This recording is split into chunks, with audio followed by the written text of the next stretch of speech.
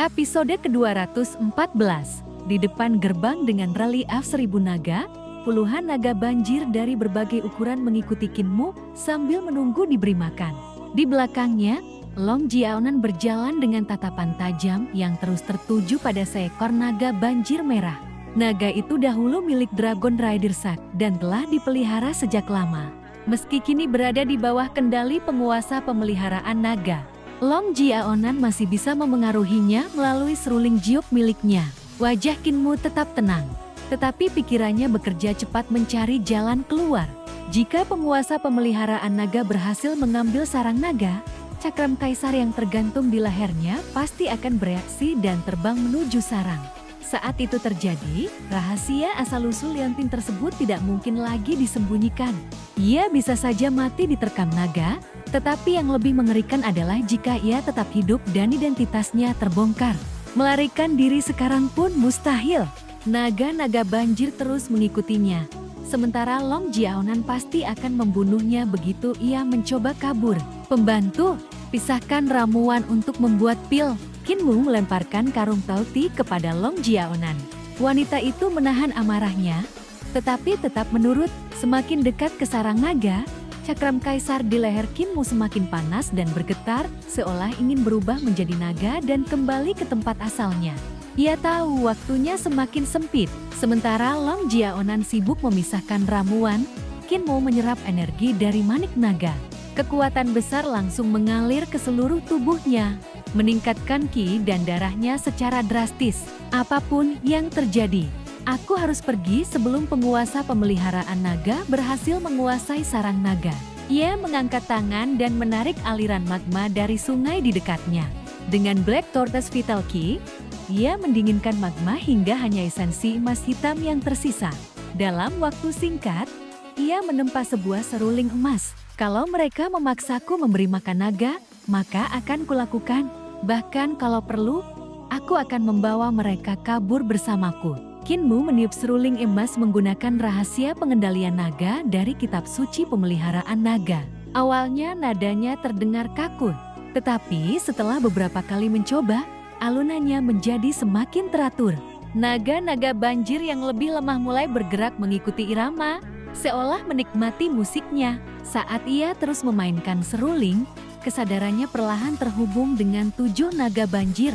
Dalam sekejap, pikirannya menyatu dengan lautan kesadaran mereka yang luas. Long Jiaonan langsung menyadari keadaan itu. Ia berhenti memilah ramuan, mengeluarkan seruling jiok, lalu memainkan nada tandingan untuk merebut kendali para naga. Pembantu, kau mencari mati? Kinmu murka. Dengan ki vitalnya mempertahankan alunan seruling emas, ia sendiri menerjang Long Jiaonan sambil melancarkan pukulan. Aku juga sudah muak denganmu, balas Long Jiaonan. Mereka saling beradu telapak tangan. Tepat saat benturan terjadi, naga banjir merah milik Dragon Rider Sak menerjang Kinmu.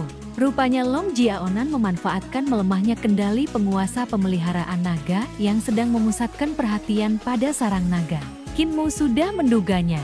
Ia mundur secepat kilat, sementara seekor naga banjir hijau menghadang naga merah. Benturan kedua naga itu menghasilkan gelombang kejut dahsyat yang melempar Kinmu dan Long Jiaonan ke arah berlawanan. Kinmu jatuh ke sungai magma. 2 naga banjir api segera muncul dan menopangnya. Di sisi lain, Long Jiaonan kembali mengendalikan beberapa naga melalui suara serulingnya. Salah satu naga banjir api memuntahkan api yang dahsyat, cukup panas untuk menguapkan magma dan menyemburkannya ke arah Kinmu. Kinmu segera memerintahkan naga banjir air. Airkan yang dimuntahkannya bertabrakan dengan api hingga kedua naga itu bertempur sengit. Sementara itu, Kinmu menghunus Carefree Sword. Pedang itu menembus kobaran api dan melesat menuju dahi Long Jiaonan. Long Jiaonan hanya sempat memiringkan kepala. Pedang itu menggores wajahnya sebelum menghantam sisik naga di belakangnya. Belum sempat ia bernapas lega, ribuan cahaya pedang kembali menyapu ke arahnya.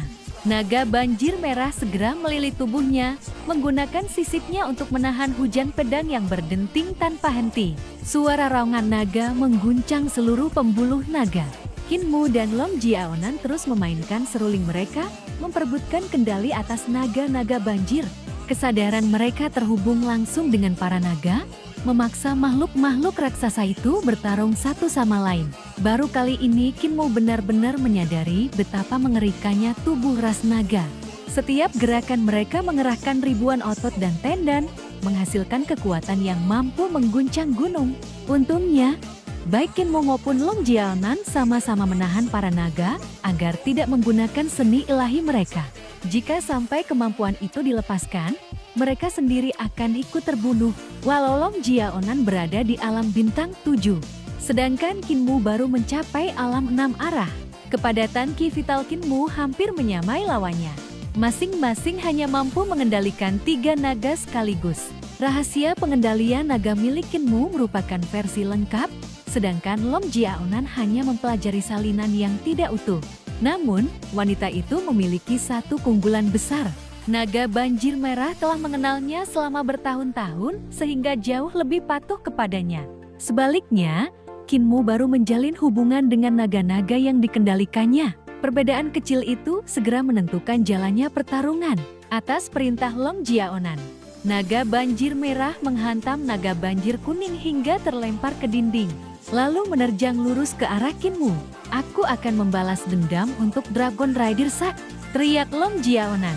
Kinmu berubah menjadi bayangan dan meluncur di sepanjang dinding pembuluh naga.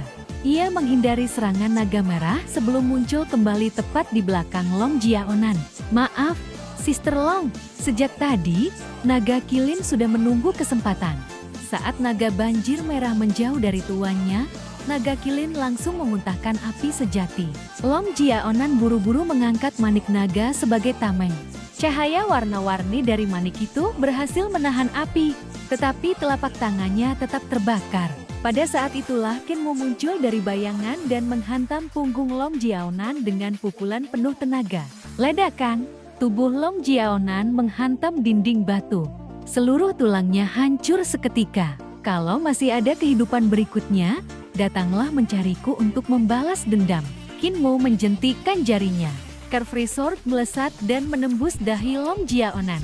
Sesaat kemudian, 8.000 pedang menyusul dan menghujani tubuhnya tanpa ampun. Ketika semua pedang kembali ke sarungnya, yang tersisa di dinding hanyalah gumpalan daging dan darah.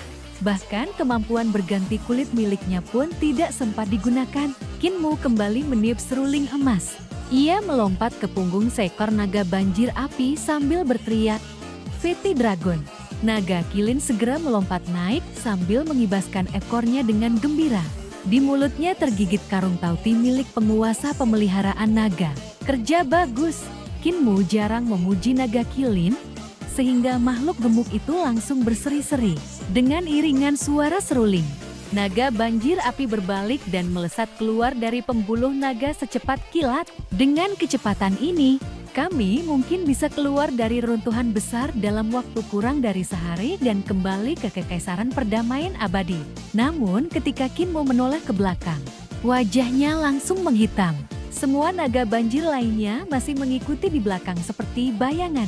Ada yang terbang, berlari, maupun berenang, tetapi semuanya mengangkat kepala menatapnya dengan penuh harap. "Aku cuma memberi makan kalian sekali, jangan terus mengikutiku," seru Kinmu putus asa.